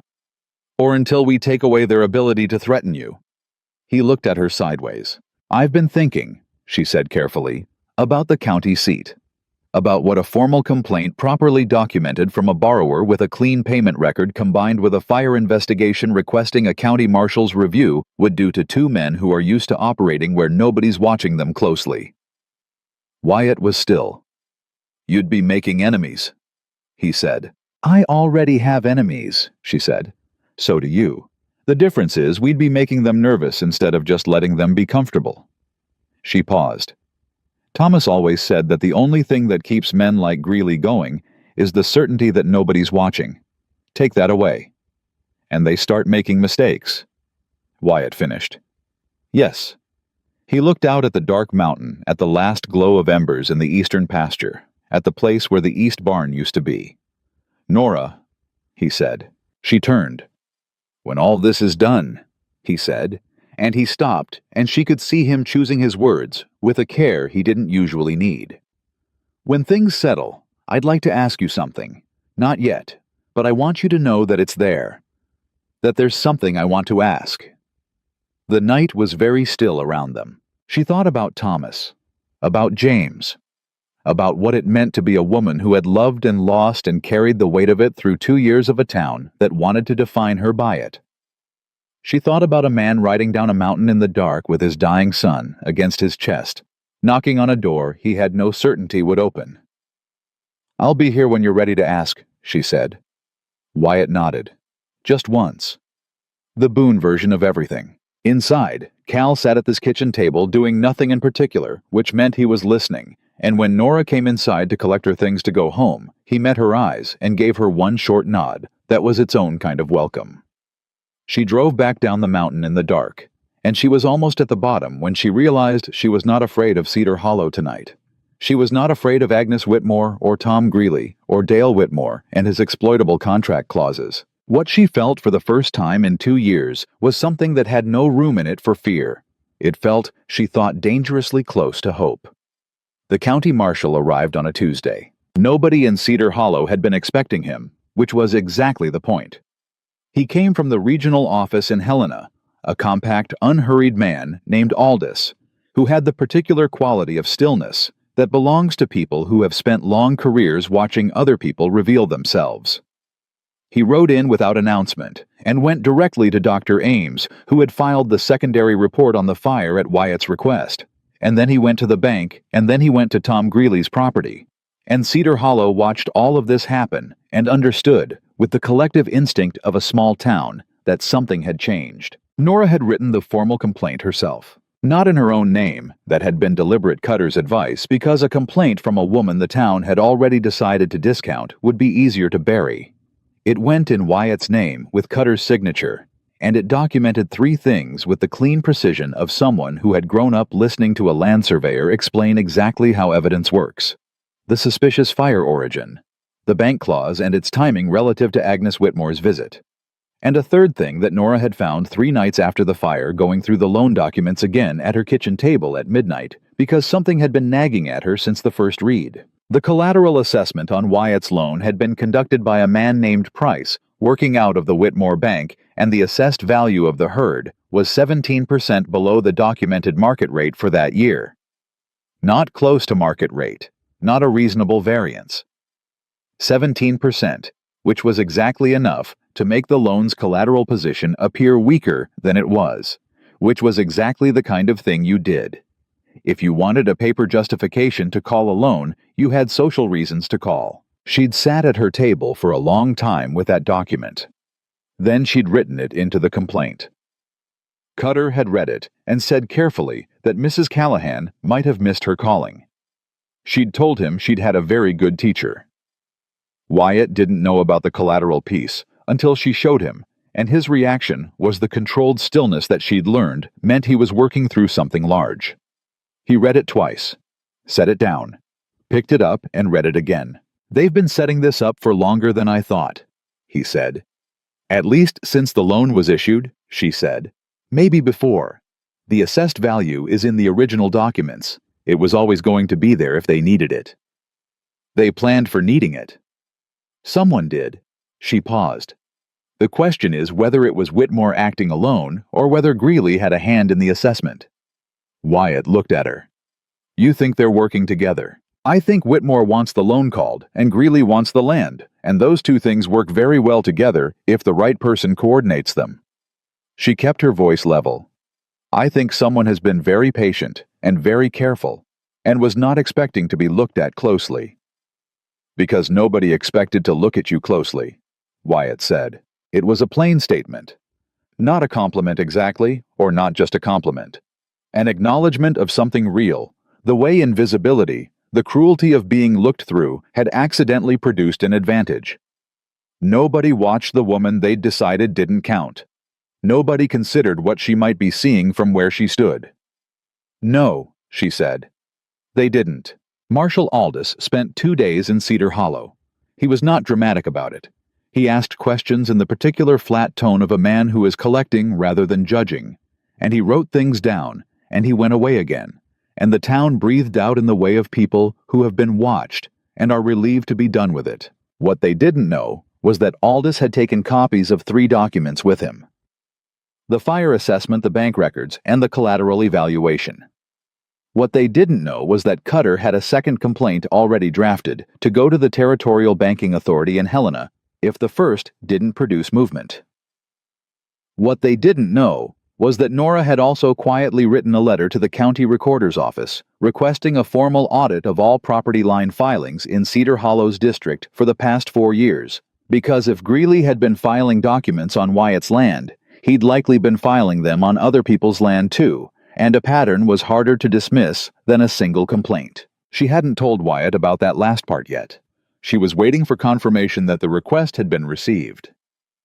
What she told him instead on the Wednesday after Aldous left was something she'd been circling for a week. They were on the porch. Eli was inside with Cal, who had become over 5 weeks on the mountain, something she hadn't anticipated, a genuine ally quietly and without announcement, the way some men shifted their position once they'd had time to look honestly at what they'd assumed. Cal had stopped asking Roy and Pete what they thought of the arrangement and started helping with the morning feeding schedule. He'd started calling her Nora instead of Mrs. Callahan. He'd done it so gradually that she hadn't noticed the transition until it was already complete. Outside, the August evening was cooling slowly, the heat of the day giving way with reluctance. "I had a letter from Martha Garrison this morning," Nora said. Wyatt looked at her. "She heard from Ruth Harlow," Nora continued. "Ruth told her what happened on the mountain road. With Maggie." She paused. "Ruth wants to call on me." Wyatt was quiet for a moment. "What did you tell Martha to tell her?" "I haven't answered yet." She looked at her hands. "I don't know what Ruth Harlow wants from me. I know she's grateful. I'm not certain gratitude from that direction comes without conditions. You think she'll want something from you. I think Cedar Hollow doesn't know how to accept that they were wrong about a person without making the admission transactional somehow." She said it without bitterness, which was the hardest way to say it. I think Ruth Harlow wants to feel like a good woman again, and telling herself she was kind to me accomplishes that. And I don't want to be the thing someone uses to feel good about themselves. Wyatt turned and looked at her directly. What if she just means it? Nora didn't answer immediately. What if Maggie told her something? Wyatt continued. And it got through, and she's just a woman who was wrong and knows it and wants to say so. He paused. Not everyone who does a bad thing is a bad person. She looked at him. Is that what you tell yourself about the town? She said, and she kept the edge out of it, but only just. It's what I try to tell myself about people, he said. Doesn't always work, but it's worth trying. She thought about that. About Thomas, who had been the most generous reader of human behavior she'd ever known, and had been right about it more than he'd been wrong. She thought about the 2 years she'd spent deciding that Cedar Hollow was a single unified thing, a wall, a verdict, rather than 300 separate people making 300 separate choices, some worse than others. Let Ruth Harlow come, Wyatt said. Let her say what she has to say. You can decide what to do with it after. Nora wrote the letter that evening. Ruth Harlow came on Friday alone without Agnes, without the social armor of other women which Nora noted and respected. She came, and she sat at the table in Nora's small house on Sycamore Road, and she looked at her hands for a long moment before she looked up. Maggie told me what you said to her, Ruth said. About holding still, about it being the bravest thing. It was true, Nora said. She talks about you. Ruth's voice was careful, working around something. She asks me why I haven't. She stopped, started again. She's 8. She doesn't understand why her mother hasn't visited the woman who helped her. She understands more than you think, Nora said. Ruth flinched, slightly but genuinely. I was unkind to you, Ruth said. I didn't say things directly, but I laughed at things I shouldn't have, stayed quiet when I should have spoken. She looked up. I want to apologize. I'm not asking you to forgive me. I'm not asking anything. I just want you to know I was wrong. The kitchen was quiet. Somewhere in the house, the clock Nora had brought from Granite Falls ticked its steady, indifferent rhythm. Nora thought about what Wyatt had said. About 300 people making 300 separate choices. About the possibility of being wrong without being irredeemable. I accept your apology, Ruth, she said. Ruth blinked like she'd expected more resistance. Just like that. I'm tired, Nora said simply. I'm tired of spending energy on things that don't have to stay the way they are. She picked up the coffee pot. Do you want some? Ruth Harlow laughed. It was a startled, real, slightly watery sound. Yes, she said. I do. Nora poured the coffee. It was not a transformation. It was not Cedar Hollow suddenly becoming something it hadn't been. It was 2 women sitting at a table in a small house on Sycamore Road, and one of them trying, and the other one deciding to let her try, and that was all it was, and that was enough. The problem with hope, Nora had learned, was that it made you vulnerable to the next thing. The next thing arrived on a Monday. Cal came down from the mountains specifically to find her, which told her before he said anything that it was serious. He came to her door at 9 in the morning with his hat in his hands and his face doing the thing it did when he was working to stay calm, and she stepped back and let him in and stood in her kitchen and waited. Dale Whitmore filed the loan review, Cal said. This morning, hand-delivered to the ranch. He set a piece of paper on her table. He's not using the community standing clause. He changed tactics. She picked up the paper and read it. Her stomach dropped. The filing didn't use the clause she and Cutter had already countered. It used a different provision entirely, one she hadn't seen, and it wasn't vague. It was specific, and it was documented, and it was on the surface legitimate. Wyatt had made a late payment. Not recently, 14 months ago, 2 weeks after Clara died in the worst of the grief, he'd sent the payment 12 days past the due date. He'd caught up immediately. There had been no penalty, no notice, no indication from the bank that it was anything other than a minor administrative matter. Whitmore had waited 14 months and was using it now. Cutter knows, Cal said. He's already working on a response. But the issue is, He paused. The issue is that it's documented. It happened. Wyatt was late, and the contract language on late payment allows for an accelerated review if the bank chooses to invoke it. Chooses to invoke it? Nora repeated. 14 months later, Cal said, after a Marshall visit. Yes. She put the paper down, picked it up again, read the specific clause. Her mind was moving fast the way it had learned to move over these weeks, through the language of documents, through the gap between what something said and what it meant. His wife had just died, she said. I know. 12 days. She kept her voice from doing anything it wasn't supposed to do. His wife had just died, his newborn son was fighting to survive, and he was 12 days late on a bank payment, and Dale Whitmore sat on that information for 14 months and waited for the moment when using it would cause the maximum damage. Cal was very still. What kind of man does that? She said. It wasn't really a question. The kind that's been planning this for a long time, Cal said. She sat down. She thought. She thought about everything she knew about the documents, about the timeline, about the collateral fraud, and the fire, and the county filing, and now this. And something came together in her mind that had been almost there for a week, the shape of it just out of reach, and suddenly she could see it. The late payment, she said slowly. It happened 2 weeks after Clara died. Yes. And Clara died in June of last year, and the loan was issued. She was already going to the copy of the documents she kept in her own files now, because Cutter had advised her to have copies. She found the date.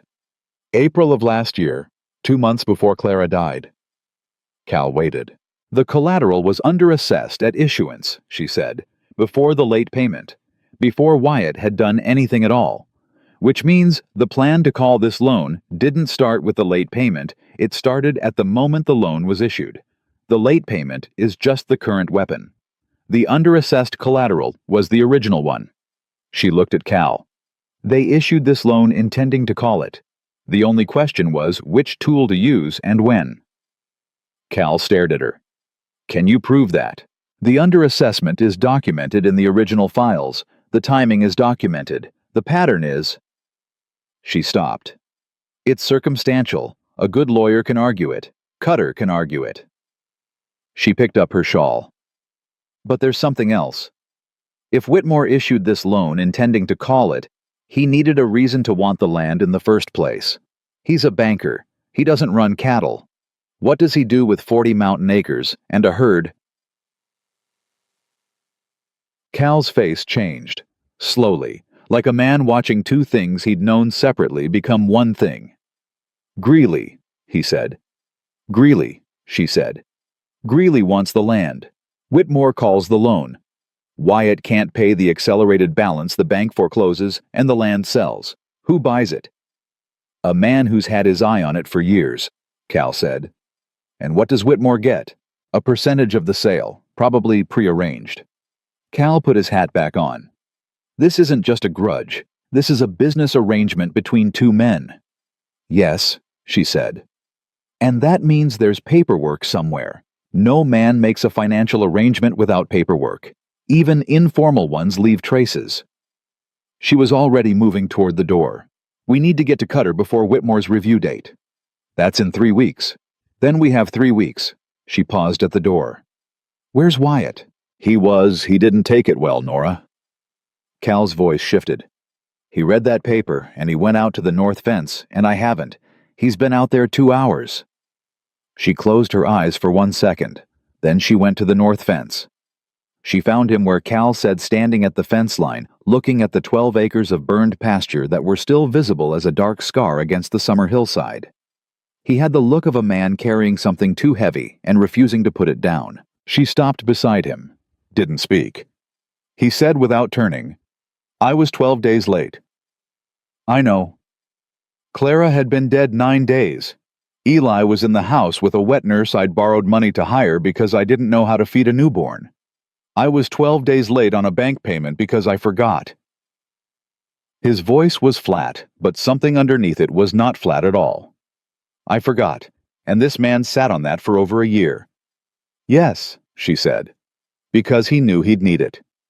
Yes.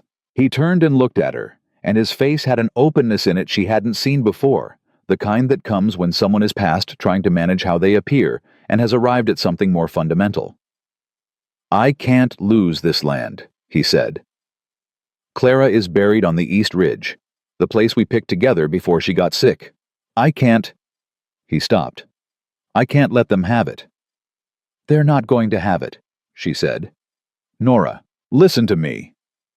She said it firmly, not harshly the way she said things to Eli when he needed to hear something clearly. "I know what they did. I can see the whole shape of it now. And I am going to write down every piece of it, and Cutter is going to take it to Helena. And before Dale Whitmore's review date, there is going to be a banking authority investigator sitting in his office asking questions he is not prepared to answer." She held his gaze. "I cannot promise you the outcome. I can promise you that I am not going to stop until every piece of this is on record and in front of someone who has the authority to act on it." He looked at her for a long time. "Why?" he said. She could have said it was because it was right. She could have said it was professional obligation. She could have said it was because she knew how to do this and someone had to. All of those things were true.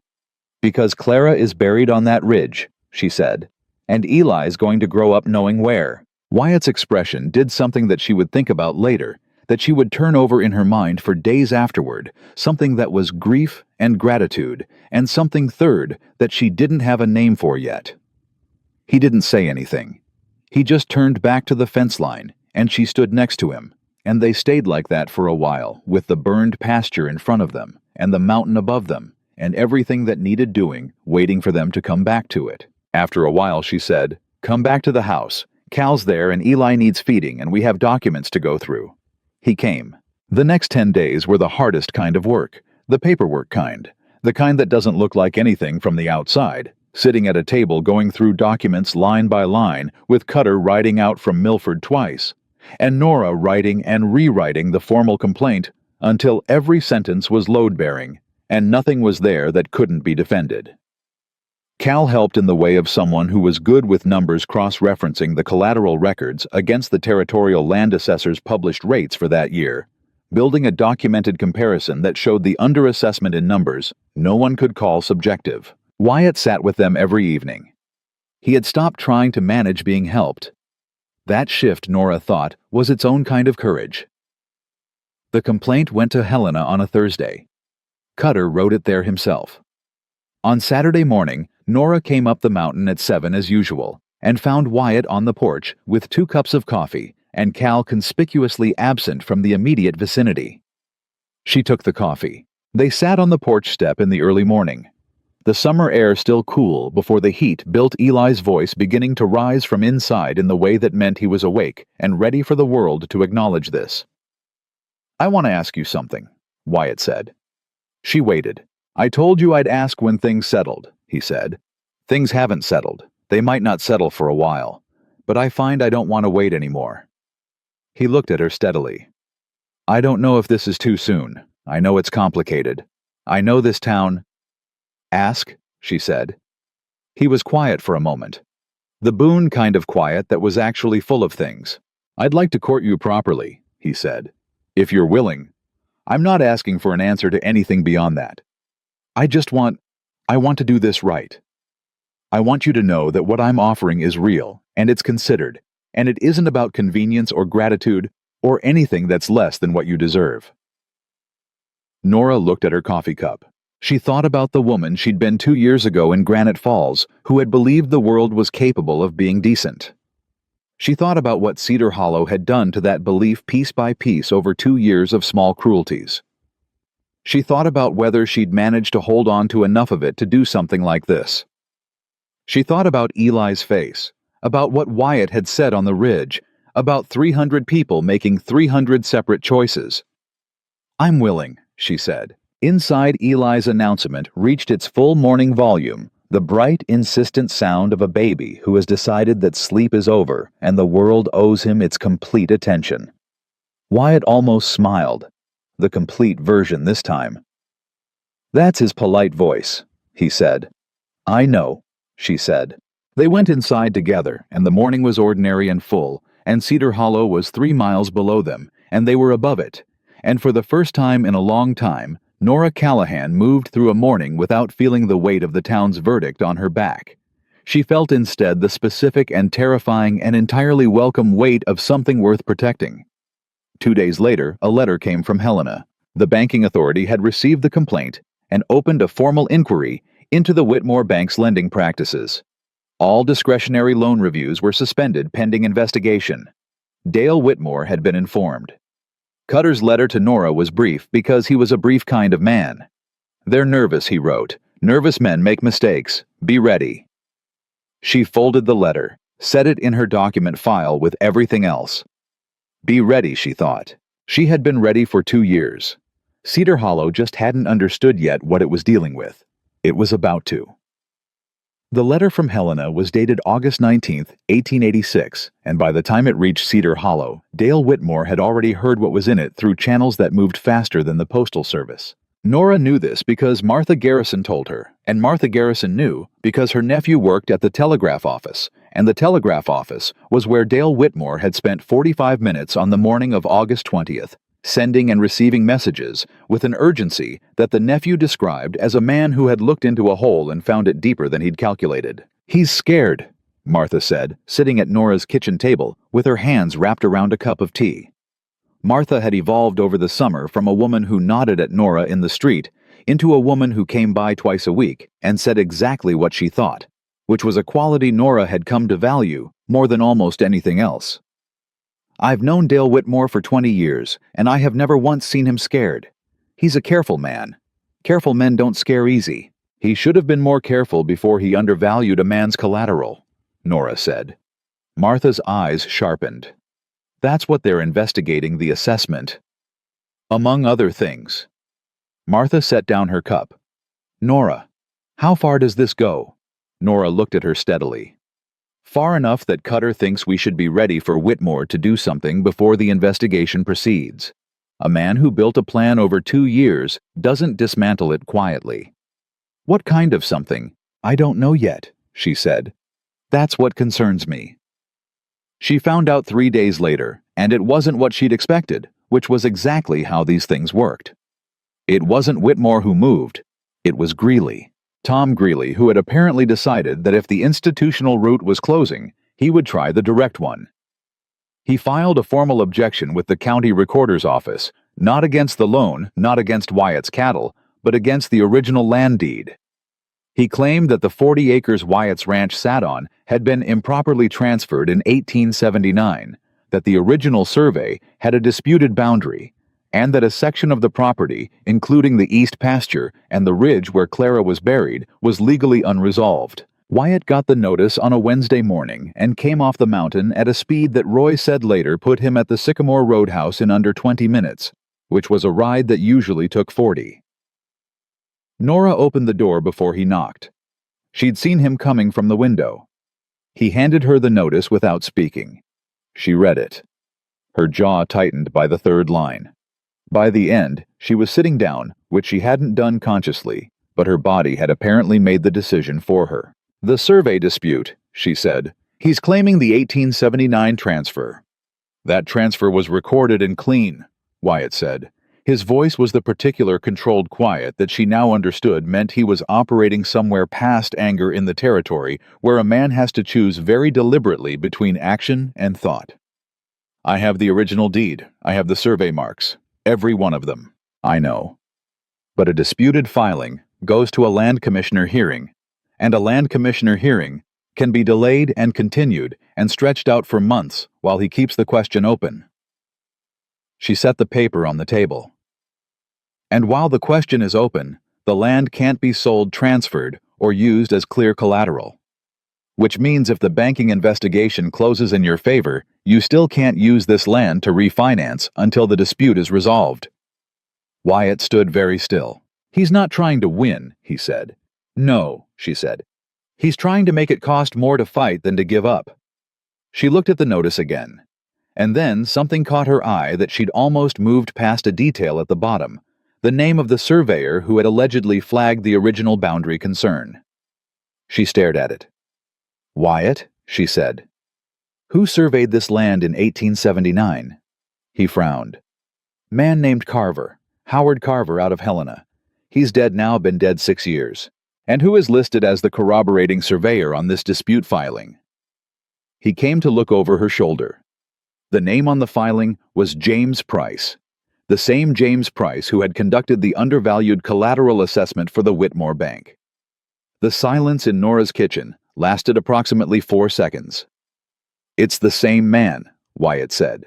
"It's the same man," she said. "Whitmore's assessor and Greeley's surveyor are the same person." She looked up. "That's not a coincidence. That's a network. These three have been working together from the beginning. Whitmore handles the financial instrument, Greeley handles the land claim, and Price provides whatever documentation either of them needs." Wyatt pulled out a chair and sat down. This was significant. He rarely sat when he was this tense. "Can we prove Price is connected to both?" he said. "He signed both documents. That's public record." She was already reaching for paper. "What we need to know is whether he's licensed, whether his license is current, and whether the Territorial Surveying Board has any record of complaints against him. Because a surveyor who provides fraudulent documentation for hire doesn't do it once." She looked at him. "I need to write to the Territorial Surveying Authority in Helena," she said, "today. And Cutter needs to know about this connection before the banking investigation team does, so we can put it in front of them first." "I'll ride to Milford this afternoon," Wyatt said. "Take Cal with you." She was already writing.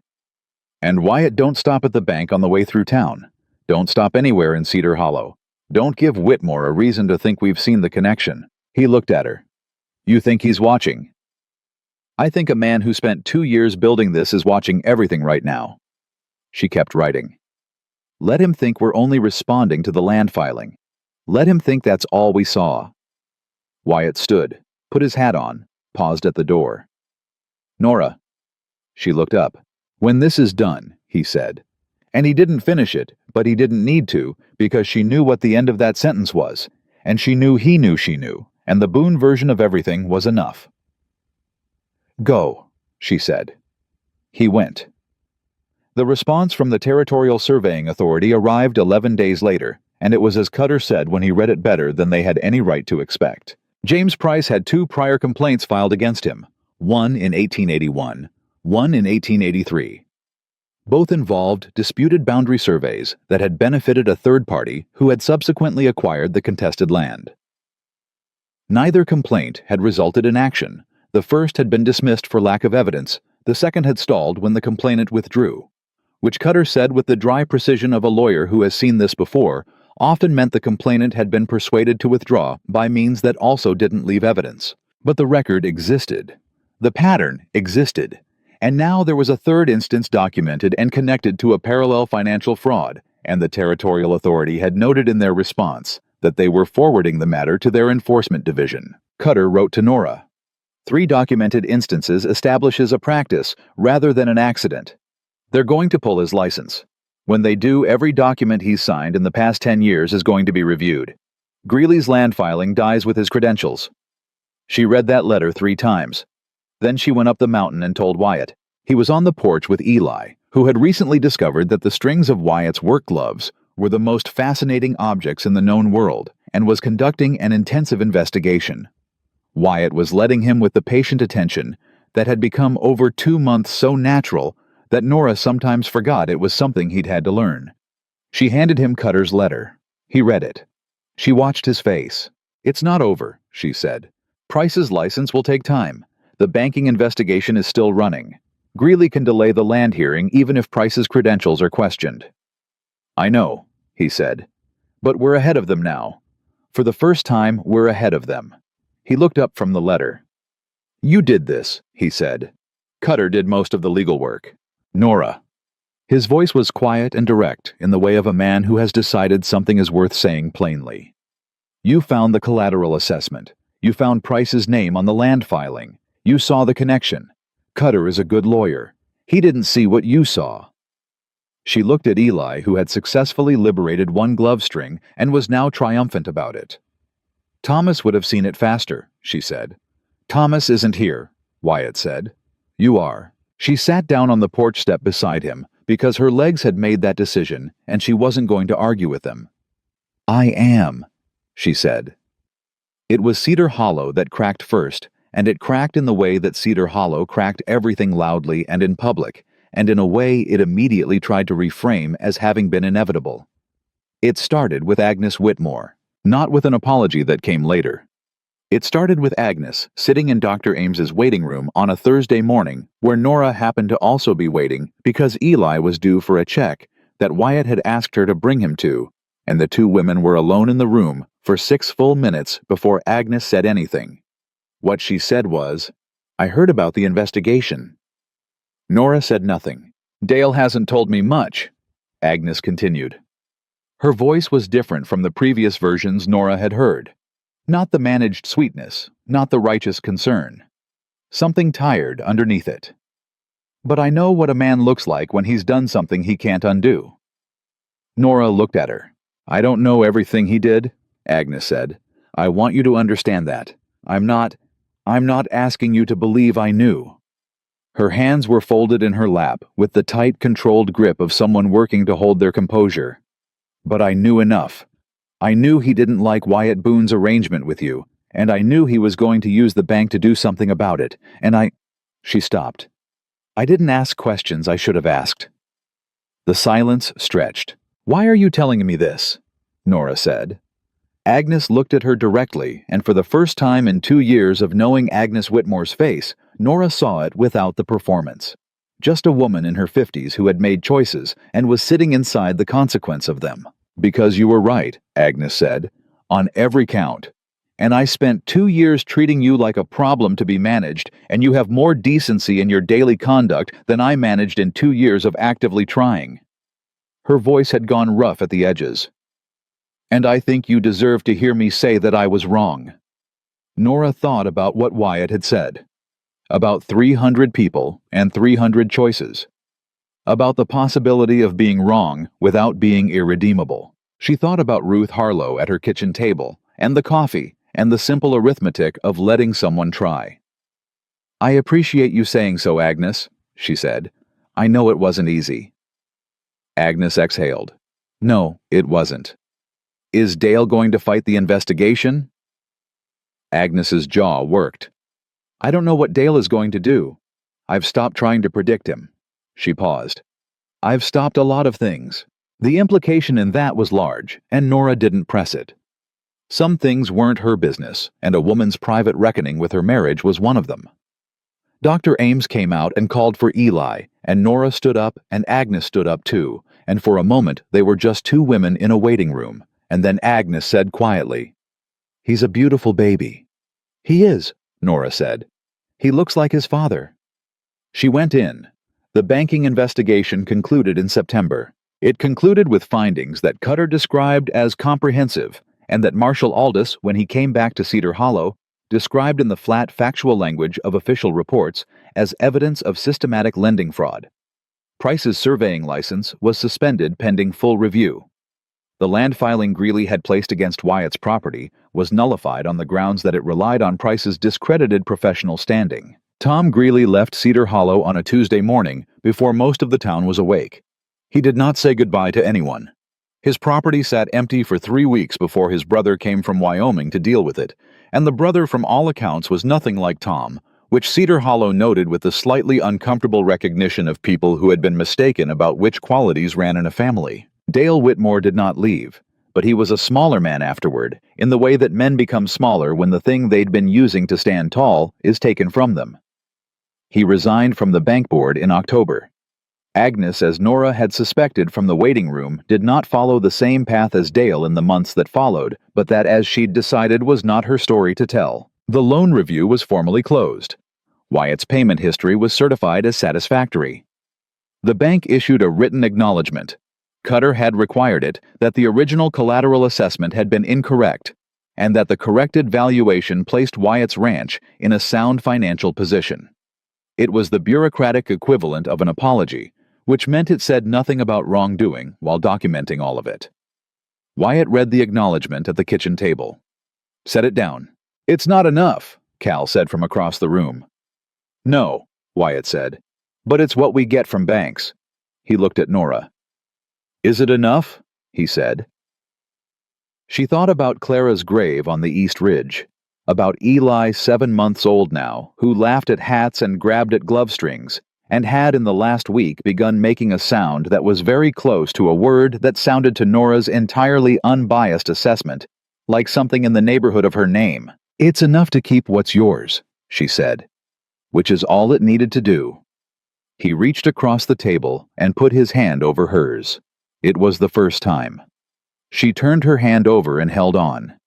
Cal looked at the ceiling with great interest and didn't say a word, which was, Nora thought, perhaps the most thoughtful thing he'd done all summer. The summer festival came back to Cedar Hollow in late September, a tradition that the town held, despite the heat having broken a last gathering before the cold came down from the mountains and people drew inward for winter. The square was strung with lanterns, the same square where in some other version of this summer, with different choices, things would have gone very differently.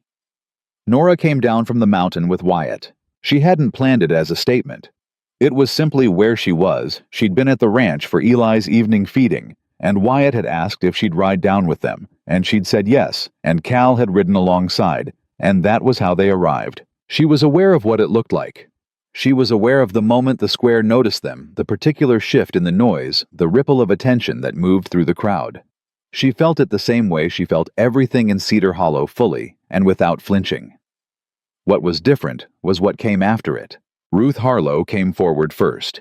She came with Maggie, who had her wrist healed and her eyes bright, and who walked directly to Nora without hesitation and took her hand the unself-conscious directness of a child who has decided where she stands and sees no reason to complicate it. "I told everyone," Maggie said, "what you did on the road." "You didn't have to do that," Nora said. "I know," Maggie said. "I wanted to." Ruth put her hand briefly on Nora's arm. It was a small gesture. It was not small at all. Martha Garrison arrived from the other direction with 2 women Nora knew by sight, but not well, and they came with the deliberate intent of people who have discussed this beforehand and made a decision about what kind of town they want to be.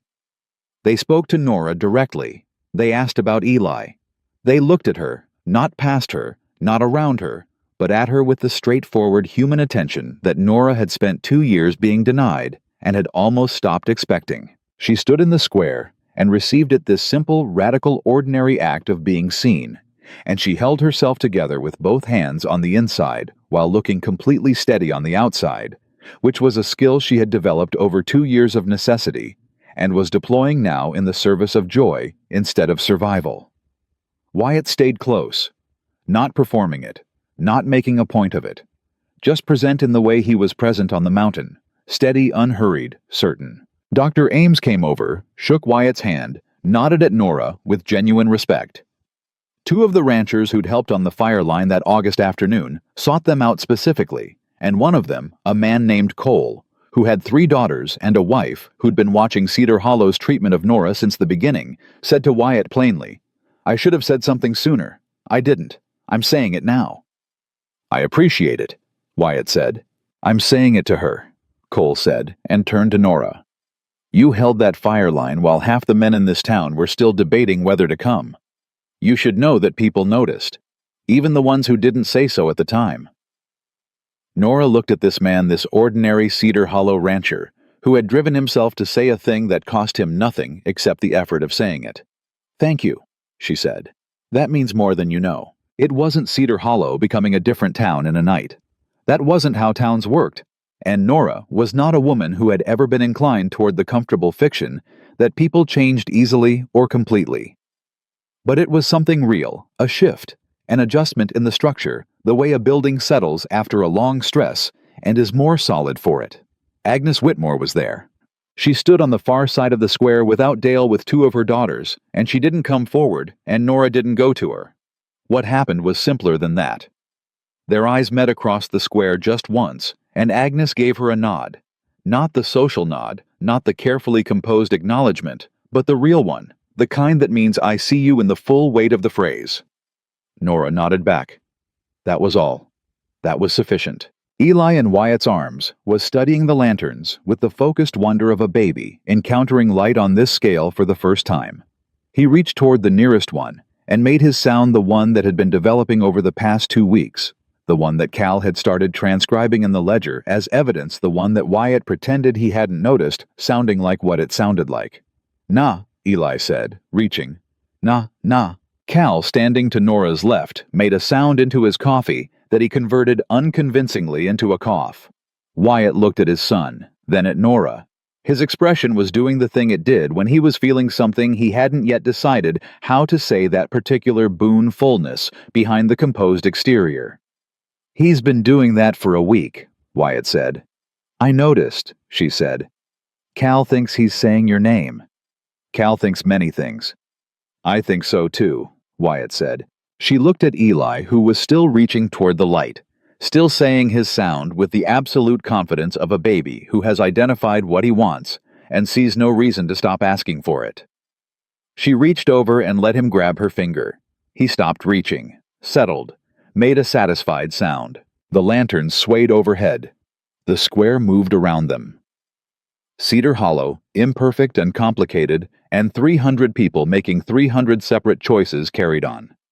The way towns do, noisily, imprecisely, with occasional grace. Wyatt said quietly, so only she could hear, "I have a question I've been meaning to ask." She kept her eyes on Eli. "I know. I'd like to ask it tonight." She turned and looked at him. At this man who had ridden down a mountain in the dark with his dying son against his chest, who had sat in her kitchen and tried not to come apart, who had stood beside her and never behind her, who had told her that Clara was buried on the East Ridge in the same breath that he told her he couldn't lose the land, who had put his hand over hers at a kitchen table and waited for her to turn it over. "Ask," she said. He asked. And later, after she'd answered, after Cal had made considerably less effort to disguise his reaction than he had at the kitchen table, after Eli had fallen asleep against Wyatt's shoulder, with her finger still in his fist. Nora Callahan stood in the Cedar Hollow Square, under lantern light, and understood something she hadn't been sure she'd ever understand again. The world had looked at her and seen her weight, her grief, her size, her damage, all the things a woman carries that other people convert into verdicts. Wyatt Boone had looked at her and seen every one of those things clearly, without flinching, without managing her, without the particular mercy that is actually a form of contempt, and had asked her anyway. Had seen the whole of her and moved toward her without hesitation, as though it were the most natural direction in the world. She had spent 2 years learning to need nothing. She had found at the end of that long and costly education that needing something and being strong enough to hold it were not opposite things. They were, if you were lucky enough to find the right person on the right dark mountain road, exactly the same thing. Cedar Hollow would talk about them for years. It would tell the story, the way small towns tell all their stories with embellishment and revision and the gradual accumulation of detail that transforms a true thing into a legend. It would say that the mountain cowboy saw something in the widow that no one else could see.